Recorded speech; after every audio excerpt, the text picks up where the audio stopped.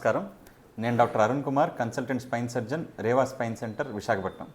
ఈరోజు చెప్పాలనుకుంది అసలు సయాటికా నొప్పి అంటే ఏంటి, ఎవరికి వస్తుంది, ఎందువల్ల వస్తుంది, ఎలా తగ్గించుకోవచ్చు, ఒక సింపుల్గా ఈ వీడియోలో చెప్పాలనుకుంటున్నాను. సయాటికా అంటే ఒక నార్మల్ పర్సన్కి ఎలా తెలుస్తుంది అంటే నడుం నొప్పి, నడుం నుంచి కాలంతా లాగడం, తిమ్మిరి పట్టడం, మొద్దుబారడం, నొప్పి మొత్తం కాలంతా నొప్పి రావడం. సో దీన్ని సయాటికా అంటూ ఉంటారు.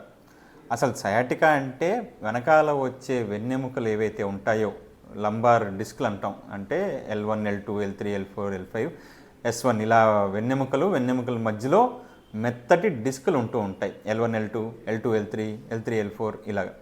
సో ఆ డిస్కులు ఎప్పుడైతే మనకి అరిగిపోయి జారి నరాన్ని ఒత్తుకుంటుందో, వెనకాల మన కాలికి వచ్చే నరాన్ని ఎప్పుడైతే ఒత్తుకుంటుందో అప్పుడు మన కాలంతా కూడా లాగడం, తిమ్మిరి పడడం, మొద్దుబారడం ఇలాంటివన్నీ వస్తూ ఉంటాయి. దాన్ని సయాటికా అని మామూలుగా జనరల్గా అంటూ ఉంటాం.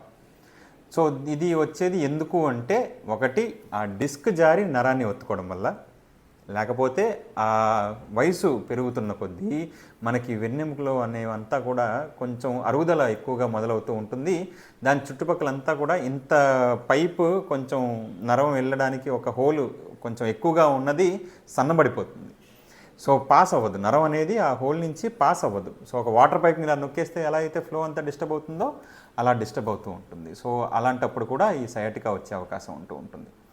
నెక్స్ట్ మూడో రకం ఏంటి అంటే, ఈ వెన్నెముకలు ఒకదాని కింద ఒకటి లైన్లో ఉంటూ ఉంటాయి. అలా కాకుండా ఎప్పుడైతే ఒకదాని మీద ఒకటి ఇలా ముందుకు జారుతుందో అప్పుడు మళ్ళీ సేమ్ మనకి ఆ నరం ఒత్తిడిలో వస్తూ ఉంటుంది, ఆ నరం ఒత్తుకుంటూ ఉంటుంది, కాలంతా లాగుతూ ఉంటుంది, సయాటికా అంటూ ఉంటాం. సో ఇవన్నీ వచ్చింది, ఓకే, డయాగ్నోస్ చేసాం, ఎక్స్రే తీసాం, ఎంఆర్ఐ తీసాం, సయాటికా కన్ఫర్మ్ అయింది. అది డిస్క్ వల్ల వచ్చిందో, ఎముక వల్ల వచ్చిందో దానిలో తెలిసిపోతూ ఉంటుంది. నెక్స్ట్ ఏంటి అంటే, దీని ట్రీట్మెంట్ ఆప్షన్స్ మటుకు ఒక 3-4 రకాల పద్ధతుల్లో దీన్ని తగ్గించే అవకాశం అయితే ఉంటూ ఉంటుంది. ఒకటి మందులు.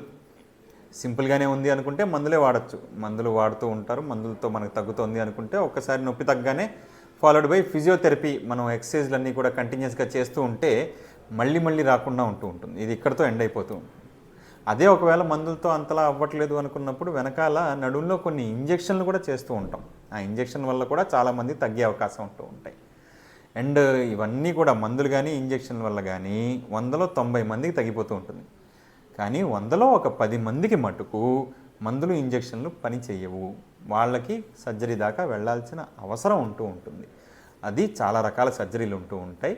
అది డిస్క్ తీయడం కానీ, వెన్నెముక లూజ్ అయితే దానిపైన కింద లింక్లు వేసుకుని ఫ్యూజన్ సర్జరీ అంటాం, అది కానీ చేస్తూ ఉంటాం. అది చేస్తే అక్కడితో ఈ సయాటికా అనేది ఎండ్ పాయింట్ అనేది